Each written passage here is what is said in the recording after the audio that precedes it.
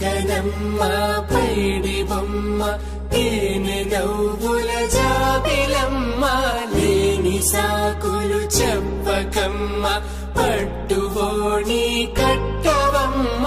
నాన్నయదపై నిన్నటిదాకా అల్లరి ఆటలు ఆడినా చిన్నారి తల్లి లేత భుజములు నేడు చీరలు మోయునా